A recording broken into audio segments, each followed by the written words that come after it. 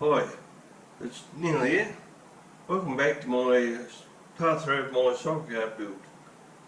It's a 1935 twin cam Austin 7. If you want to know what stage I'm at, go back to the previous video and have a look if you like. Otherwise you don't have to. Okay, today I'm going to attempt to build a rack and pinion for my cart. I have this drawing here. It's going to be a rack sandwiched between two steel plates and the pinion, and the rack will be bolted onto a bit angle on. I've just cut this template out of some scrap aluminium composite board. I'm going to use this old ride-on lawnmower seat base here for steel.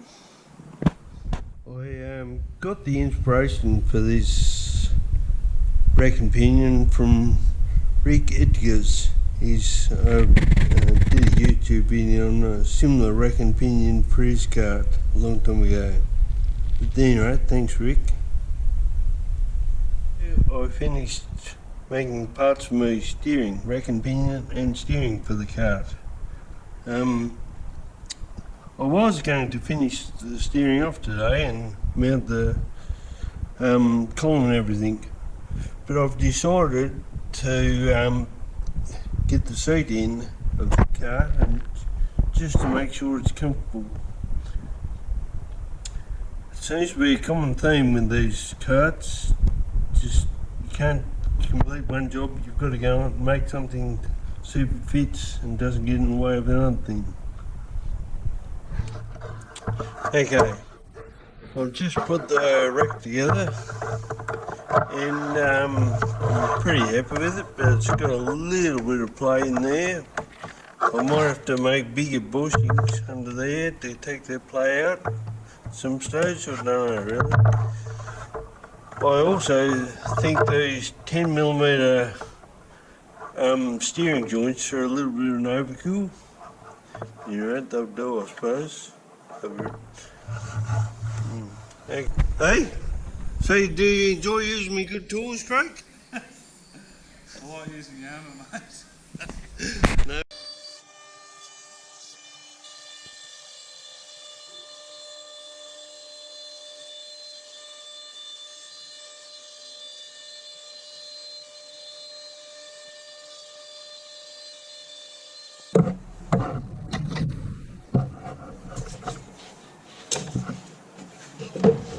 There's the floor there. It's just a temporary.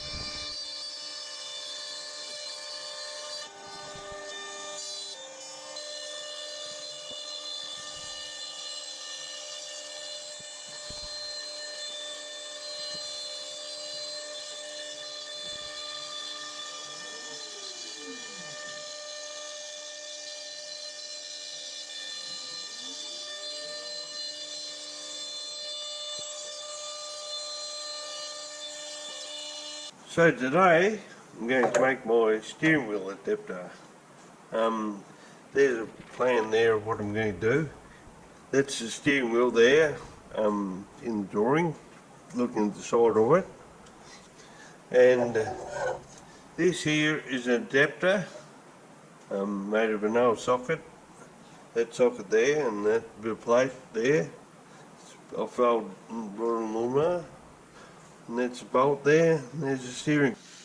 And so there it is there, all put together. No worries. Okay.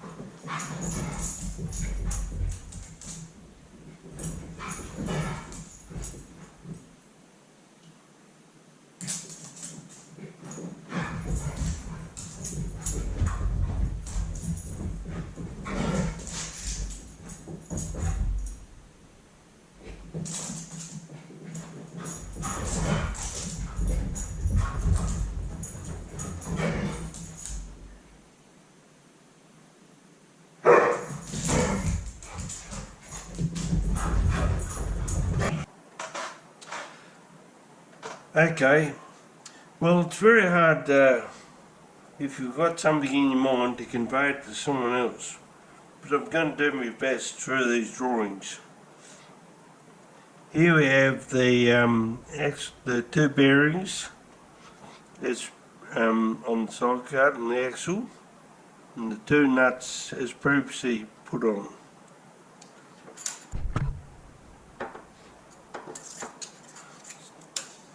So here's the socket that slides backwards and forwards, and I've got two. This is looking down on top of the.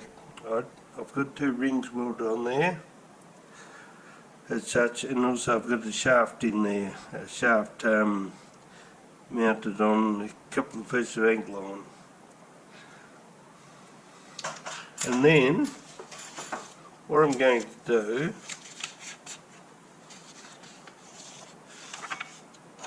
is, in between these rings on the socket is going a finger which slides back and forwards across that shaft, and the lever makes it slide back and forwards when you engage that lever.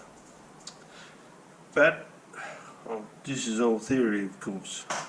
Okay, now I've finished fabricating my axle locking system and connected it up. To show you how it works.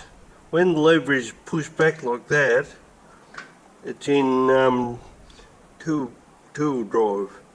Axle is locked. When it's pulled forward, like so, the axle is in single-wheel drive. And as you can see, just the one-wheel driving. Then we go into two-wheel drive again. Pulling the lever back. But anyway, we'll see how that goes. Now I don't know if anyone else has had this problem or not. The crankshaft appears too short on this engine. The top sprockets are roughly lined up. The sprocket on top of the torque converter and the axle. But then when I come down, when I line them up and they come down to the crankshaft, there's hardly enough room to put this thing on. Anyway, if anyone's got any suggestions on what to do, or if they've had the same problem, you can let me know. I was thinking of putting the top sprocket on the outside here, but there's only a small shaft. I'm not sure if it'll handle the torque. So this is the progress at the moment. This is where it stands. I don't seem to have done a great deal since the last video, but I've had a couple of other projects on the go.